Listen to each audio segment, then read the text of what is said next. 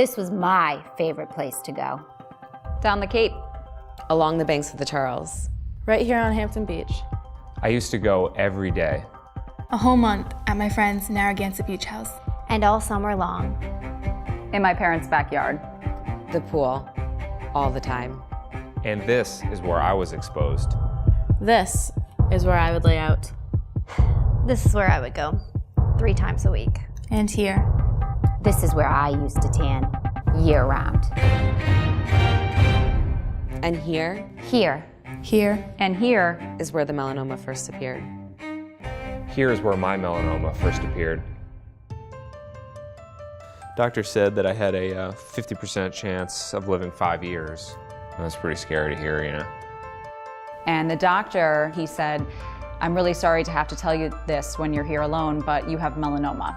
When I heard the word melanoma, I thought, Shocked. I was sick to my stomach. I think the room went silent. My next thought was, oh my God, how bad is this? I was just in full-blown hysterics. Andy was crying, we were crying. I was scared. Really scared. I was only 19. 21. 20. I'm 16 years old and I have melanoma. My biggest fear that whole morning after I'd heard the news was then having to deliver the news to my mom and the rest of my family. Of course, any parent's fear. They want to be able to watch their kid grow up.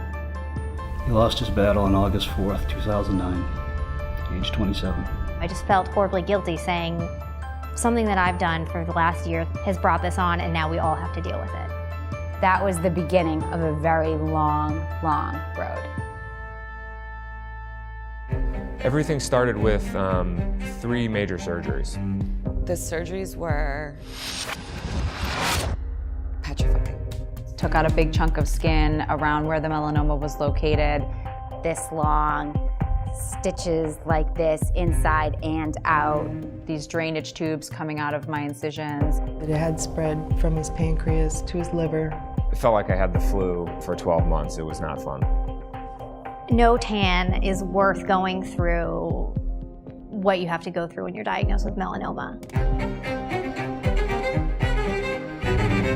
Did I intentionally seek out tanning?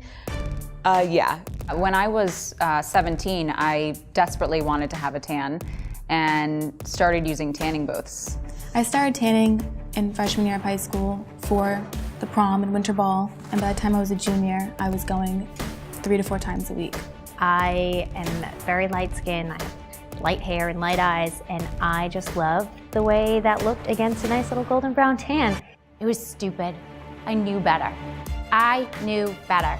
I wouldn't say I was ever really out in the sun intentionally, but just outside a lot. Playing golf, sailing, surfing, you know, a ton of exposure to my arms and back of my neck. I was willing to put my body through whatever it would take to get that glowing tan that I wanted. I'm Italian. I've never burned.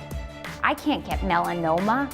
I just thought that melanoma was an old person's disease. I thought that tanning myself was a much better alternative to getting the blistering burns that I used to get in my younger teen years. There is no such thing as a safe tan indoors or outdoors. Well, now that I've had melanoma, I know I'm at a greater risk to get it again. You know, it's not a cancer that you can have, get over it, and not think about it. It's something that I have to think about on a daily basis. I worry and do things that none of my friends have to worry or think about. I'm constantly fearful of getting another melanoma or melanoma coming back. It's not just a little something, it's a big something. Protecting yourself from melanoma is easy. You're never gonna keep people out of the sun. Wearing a hat, bringing an umbrella. Once I go in the water, I reapply sunscreen. I try to stay out of the sun in the peak of the day. And seeing a dermatologist once a year to get a regular skin check. Early detection is extremely important. It's what saved my life. So doing all the little things along the way really is what can make a difference. Your skin is the largest organ in your body, and the bottom line is that it's beautiful the way it is.